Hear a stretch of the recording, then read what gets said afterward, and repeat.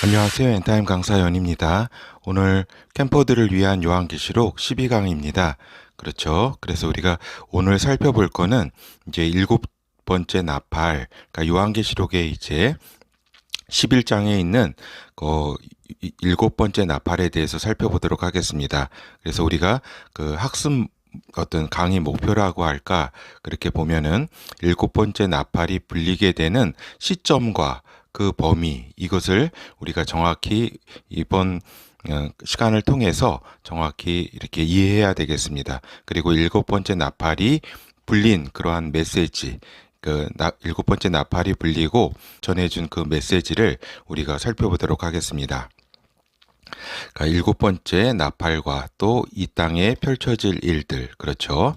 그래서 요한계시록 11장 14절에서 19절, 그러니까 둘째 화는 지나갔으나 보라 셋째 화가 속히 이르는도다. 일곱째 천사가 나팔을 불매 하늘에 큰 음성들이 나서 가로되 세상 나라가 우리 주와 그 그리스도의 나라가 되어 그가 세세토록 왕노릇 하시리로다 하니 하나님 앞에 자기 보좌에 앉은 24 장로들이 엎드려 얼굴을 대고 하나님께 경배하여 가로되 감사하옵나니 옛적에도 계셨고 시방도 계신 주 하나님 곧 전능하신 이여 친히 큰 권능을 잡으시고 왕노릇 하시도다. 이방들이 분노하매 주의 진노가 임하여 죽은 자를 심판하시며 선지자들과 성도들과 또 물온대소하고 주의 이름을 경외하는 자들에게 상 주시며 또 땅을 망하게 하는 자들을 멸망시킬 때로소이다 하더라. 이에 하늘에 있는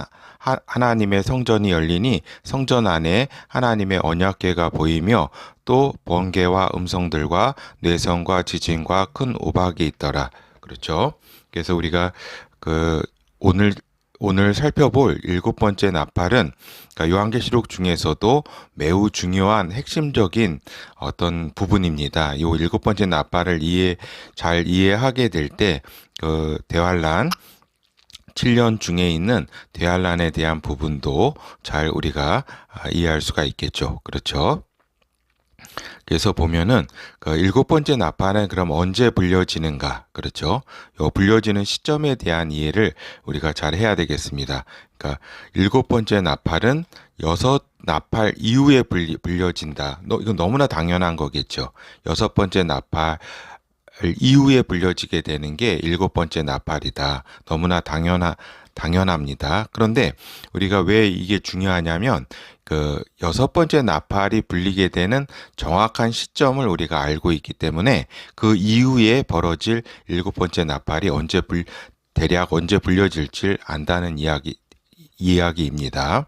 그러니까 여섯 번째 나팔은 둘째 화로 불린다라고 하는 거죠. 그래서 여섯째 나팔은 환란 딱 중간 무렵에 불리게 된다. 그래서 일곱 번째 나팔이 불리고 이제 요한계시록 9장에 일명 유프라테스 전쟁이 전개가 된다. 그렇죠. 그러니까 요 유프라테스 전쟁이 요 침입이 후 3년 반 첫째 날에 이루어지기 때문에 여섯 번째 나팔은 요 좀 전에 불리겠죠. 여기 바로 전에, 그러니까 딱 중간 바로 전에 불리겠죠.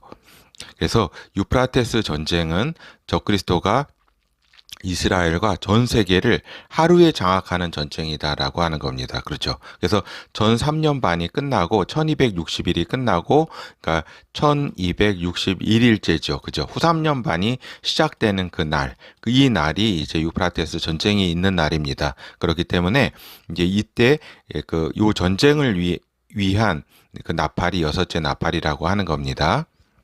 그리고 이 전쟁으로 당시 이제 이 시점에서의 인류 인구 3분의 1이 사망한다고 이렇게 기록되어 있습니다. 그리고 이 전쟁의 결과로 이스라엘의 남은 자들은 광야로 도피하게 되고 전 3년 반 동안 이스라엘에서 활동하던 두 증인이 적그리스도에 의해서 죽임을 당하고 3일 반 이후에 부활하여 하늘로 승천하게 된다라고 하는 겁니다. 그렇기 때문에 요 1260일 1일 이때 이제 전쟁이 있고 이제 두 증인이 잡히잖아요. 전쟁이 하루 만에 하루 만에 끝나죠. 그렇죠? 그래서 두 증인이 이때 잡혀서 죽임을 당하고 이제 3일 반 후에 이제 그 부활해서 이렇게 하늘로 승천하잖아요. 그렇죠? 이러한 이제 시점에 있어서 그렇기 때문에 일곱 번째 나팔은 그러면은 언제 불려지는가라고 하는 거죠. 그렇게 보면은 일곱 번째 나팔은 두 증인이 하늘로 승천한 이후에 불려지게 된다. 그러니까 환란 딱 중간에서 이렇게 그 첫째 날에 후삼년반 첫째 날에 적그리스도가 쳐들어오잖아요. 이스라엘에. 그리고 전 세계를 장악하잖아요. 그리고 두 증인이 잡혀서 죽게 되고 이제 저기잖아요. 3일 반 후에 부활해서 승천한 그 이후에 이제 일곱 번째 나팔이 불려지게 된다라고 하는 겁니다. 그렇죠. 예, 그러니까 대략 적그리스도의 세계제국이 막 세계제국이 성립을 하면서 이제 일곱 번째 나팔이 불려지게 된다라고 하는 겁니다. 이 부분을 잘 이렇게 기억해야 되겠습니다. 그러면은 그 일곱 번째 나팔로 인한 그 시간 적용 범위는 얼마인가라고 하는 거죠. 우리가 첫째 나팔, 둘째 나팔 이렇게 쭉 있었잖아요. 그렇지만은 요것이 이제 적용 범위가 이제 여섯째 나팔까지는 이제 전 3년 반의 후반에 그러니까 중반부터 후반까지의 어떤 사건들을 일으켰잖아요. 그렇죠. 이러한 가운데 일곱 번째 나팔의 이 적용 범위, 나팔로 인해서 적용되는 그 범위는 언제까지인가? 이것도 매우 중요한 부분이라고 할 수가 있겠습니다. 그러니까 중요한 거는 뭐냐면 일곱 번째 나팔 속에 일곱 대접이 포함되어 있다라고 하는 겁니다. 그러니까 일곱 대접 속에 그러니까 일곱 번째 나팔 속에 일곱 대접이 포함되어 있다. 근데 일곱 대접은 후 3년 그 후반 부분에 이렇게 이루어지게 되잖아요. 그렇죠. 이렇게 그렇죠. 일곱 번째 나팔은 이제 후 3년 반 초반에 이렇게 불리게 되는데 그 일곱 대접도 일곱 번째 나팔에 속해 있기 때문에 근데 일곱 대접은 이 후반부에 이렇게 불려지게 된다. 후 3년 반 부분에. 그러기 때문에 일곱 번째 나팔이 적용되는 범위가 후 3년 반 전체임이라고 하는 사실입니다. 그렇죠. 그리고 또한 예수 그리스도께서 강림하시는 것까지 예고하는 나팔이다라고 하는 겁니다. 후 3년 반이 끝나고 바로 이제 예수 그리스도께서 강림하시는데 이 강림까지 예고하는 나팔이다라고 하는 겁니다. 알겠죠? 그러기 때문에 후 3년 반 전 기간에 요게 앞부분 며칠만 빼고 전 기간에 걸친 그러한 그 효력, 적용 범위가 일곱 번째 나팔이라고 하는 것입니다. 그렇죠? 그래서 우리가 오늘 그 일곱 번째 나팔이 불려지게 되는 그 시점과 그리고 그 나팔로 인해 작용하는 그러한 이제 그 범위에 대해서 우리가 살펴보았습니다. 그러면은 이어서 일곱 번째 나팔의 그 핵심 메시지는 무엇인가? 여기 천사의 선포라기보다는 하늘에서 이렇게 나온 그 선포기 때문에 뭐 이렇게 근데 이제 천사를 통해서 이제 전해줬는지 잠깐 그거는 더 살펴보아야 되고 하여튼 하늘로부터의 선포가 있었다. 그 일곱 번째 나팔에 대한 그 핵심 메시지에 대해서 일곱 번째 나팔이 불리자 하늘로부터 이제 메시지 선포가 있었다. 그래서 일곱 번째 나팔의 메시지가 이렇게 우리들에게 전달되었다라고 하는 거죠. 즉 일곱 번째 나팔은 세 번째 화다. 세 번째 화라는 게 중요합니다. 그리고 예수 그리스도의 나라가 이 땅에서 이루어지며 그가 왕으로 다스리게 될 것이다.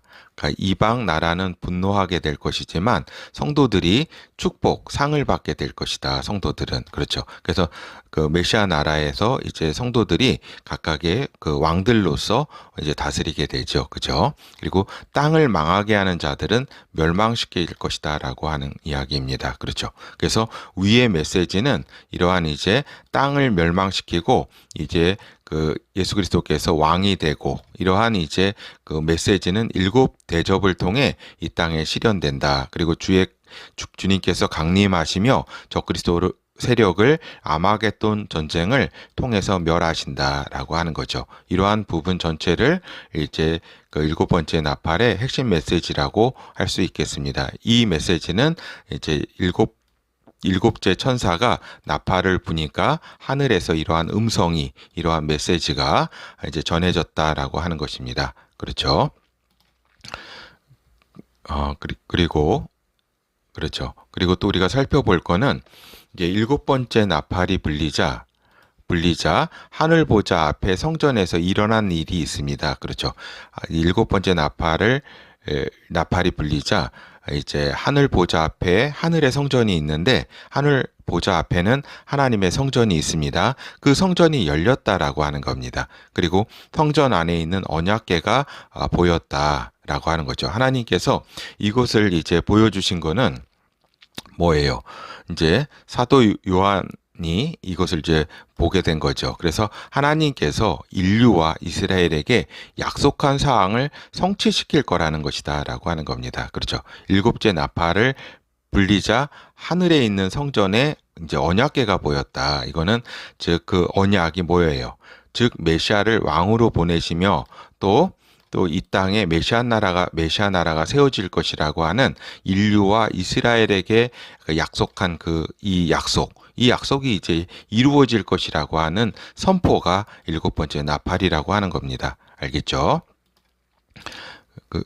그리고 이제 적그리스도 세계 제국 하에서 이제 성도들은 어때요? 후 3년 반 세계 제국 하에서 성도들은 이제 죽임을 당하게 되는 등 극심한 핍박을 당하게 된다라고 하는 겁니다. 적그리스도는 감시 체계를 구축하고 사람들로 하여금 통제칩을 강요한다. 이에 반대하는 자들은 모두 죽이고 성도들은 이제 인내로 믿음을 지키며 이를 거부하고 이제 죽임을 당하게 되는 거죠. 또 도망가는 그러한 성도들도 있고 그렇죠. 근데 이제 이 부분이 요한계시록 14장에 이제 하늘의 추수 장면 환상이 있습니다. 그 하늘의 추수 장면 환상이 있는데 이 추수 장면 환상은 후 3년 반 동안의 성도들의 순교와 그죠? 알곡으로 표현된 이 성도들의 순교와 이제 악한 자들은 7대접 심판으로 줄게 될 것이다라고 하는 요 부분은 이제 포도주 틀이라고 하는 이제 요 환상으로 이제 이러한 내용의 환상이라고 하는 이야기입니다. 알겠죠? 14장에 요한계시록 14장의 추수 환상 이것의 내용은 이렇게 후 3년 반 동안의 성도들의 어떤 죽음과 그다음에 악한 자들이 이제 후 3년 반 후반에 받게 될 7대접 심판을 의미하는 것이다라고 하는 겁니다. 그래서 이 부분을 같이 살펴보도록 하겠습니다. 요한계시록 14장 6절에서 14절 또 보니 다른 천사가 공중에 날아가는데 땅에 거하는 자들 곧 여러 나라와 족속과 방언과 백성에게 전할 영원한 복음을 가졌더라. 그렇죠. 이때 이제 영원한 메시지 이 메시지가 매우 중요하다라고 하는 겁니다. 7절 그가 큰 음성으로 가로되 하나님을 두려워하며 그에게 영광을 돌리라. 이는 그의 심판하실 시간이 이르렀음이니 하늘과 땅과 바다와 물들의 근원을 만드신 이를 경배하라 하더라. 또 다른 천사 곧 둘째가 그 뒤를 따라 말하되 무너졌도다 큰 성 바벨론이여 모든 나라를 그 음행으로 인하여 진노의 포도주를 먹이던 자로라 하더라. 또 다른 천사 곧 셋째가 그 뒤를 따라 큰 음성으로 가로되 만일 누구든지 짐승과 그의 우상에게 경배하고 이마에나 손에 표를 받으면 그도 하나님의 진노의 포도주를 마시리니 그 진노의 잔에 섞일 것이 없이 부은 포도주라. 거룩한 천사들 앞과 어린 양 앞에서 불과 유황으로 고난을 받으리니 그 고난의 연기가 세세토록 올라가리로다.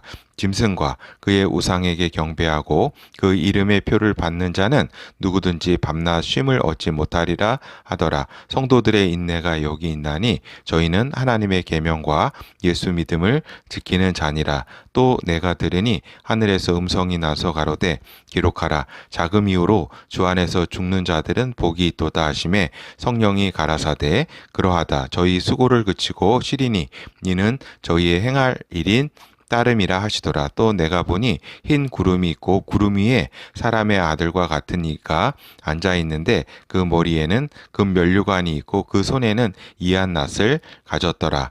또 다른 천사가 성전으로부터 나와 구름 위에 앉은 이를 향하여 큰 음성으로 외쳐 가로되 내 낫을 휘둘러 거두라. 거둘 때가 이르러 땅의 곡식이 다 익음이로다 하니 구름 위에 앉으신 이가 낫을 땅에 휘두름에 곡식이 거두어지니 또 다른 천사가 하늘에 있는 성전에서 나오는데 또한 이한 낫을 가졌더라. 또 불을 다스리는 다른 천사가 제단으로부터 나와 이한 낫을 가진 자를 향하여 큰 음성으로 불러 가로되 내 이한 낫을 휘둘러 땅에 포도주를 거두라. 그 포도가 익었느니라 하더라.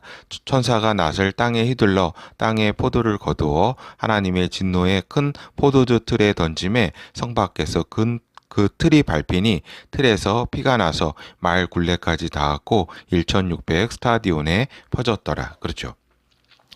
이 부분에서 구름 위에 앉으신 이를 그 예수 그리스도라고 해석하는 경우가 있는데 이 부분은 이제 그 구름 위에 앉은 자는 그 천사입니다. 천사. 계속 문맥상에 이게 천사 추수하는 천사입니다. 그런데 이제 요 부분에 대한 이제 그 번역에 있어서 이제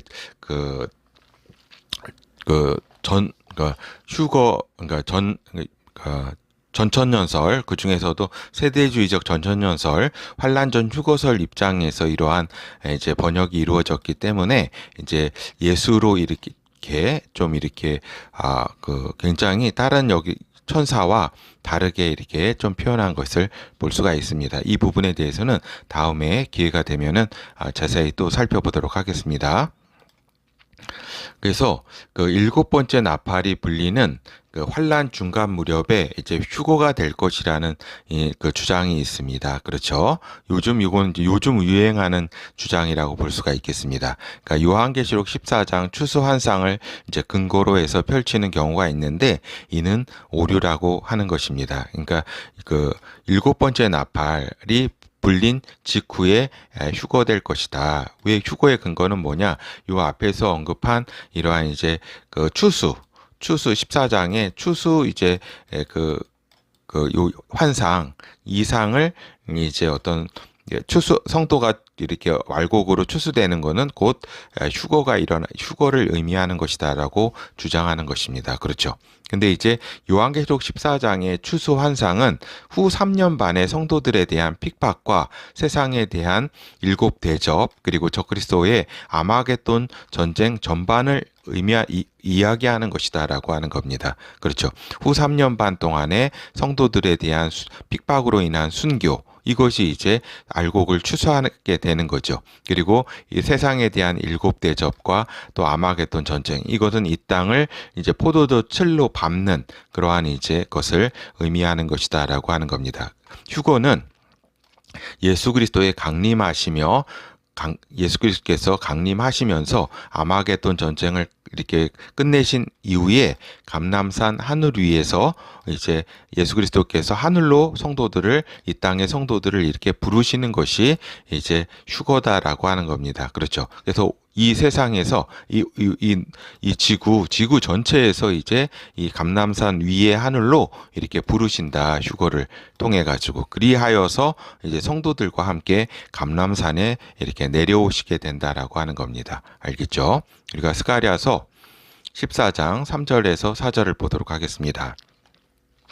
그때 여호와께서 나가사 그 열곡을 치시되 이왕 전쟁 날에 싸운 것 같이 하시리라. 그날에 그의 발이 예루살렘 앞 곧 동편 감람산에 서실 것이요 감람산은 그 한가운데가 동서로 갈라져 매우 큰 골짜기가 되어서 산 절반은 북으로 절반은 남으로 옮기고 그렇죠. 그래서 그 주님께서 강림하실 때 강림하시는 그날에 예루살렘 앞에 있는 그 동편에 있는 그 감람산에 이렇게 강림하실 것이라고 하는 이야기입니다. 그러니까 예수 그리스도께서 그 감람산 위의 하늘에서 온 땅의 성도들을 다 이렇게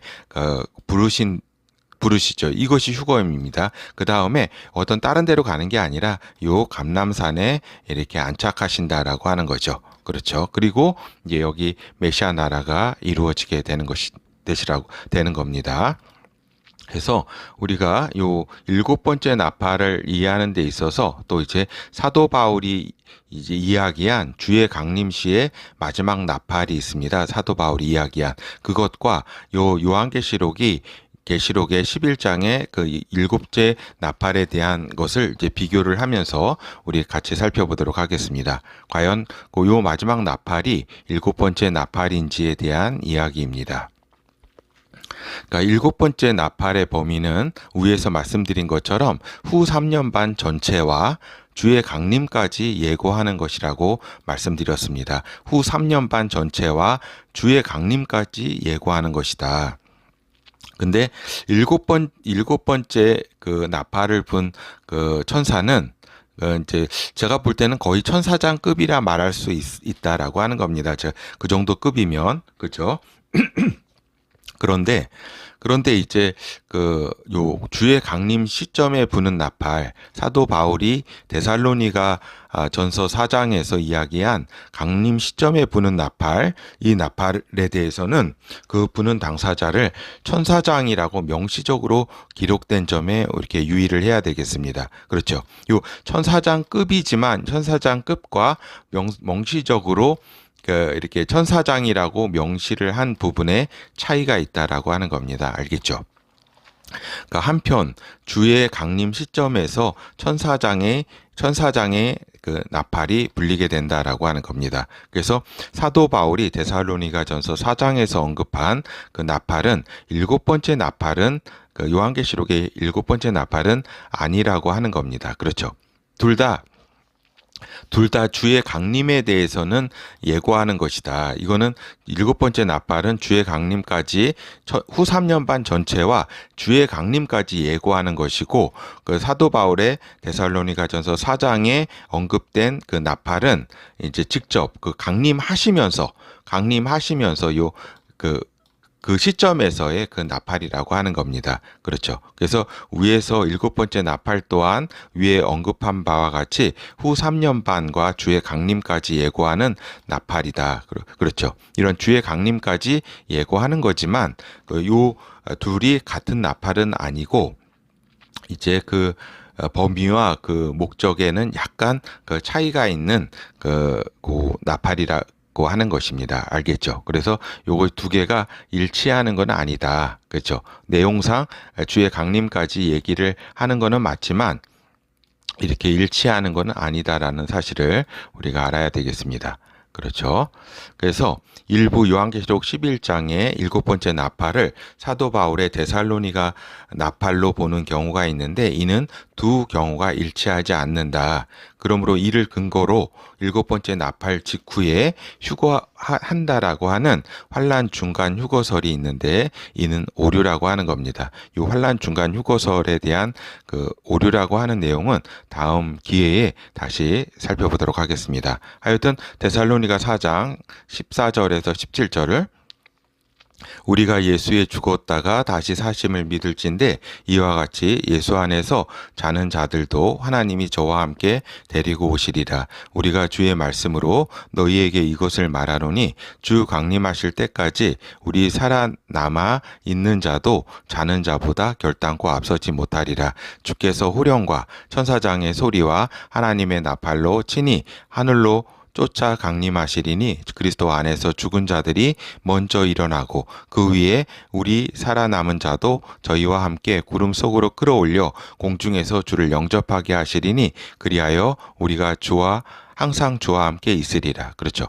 여기 항상 주와 함께 있는 것이 요 하늘에서 구름 속에서 계속 있는 것이 아니라 감람산 위에 하늘에서 주께서 이렇게 모으신 다음에 감람산에 이렇게 내려오게 된다라고 하는 겁니다.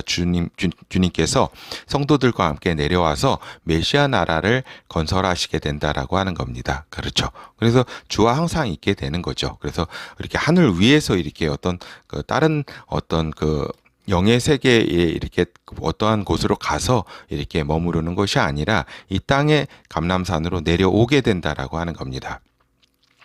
그래서 이제 그러니까 우리가 이제 오늘 일곱째 나팔에 대해서 살펴보았습니다. 일곱째 나팔은 이제 두 증인이 죽은 후에 불리게 된다. 그렇죠. 그렇기 때문에 환란 중간, 딱 중간 첫째 날에, 후삼년반 첫째 날에 침략한다 그랬잖아요. 여섯째 나팔로 인한 유프라테스 전쟁.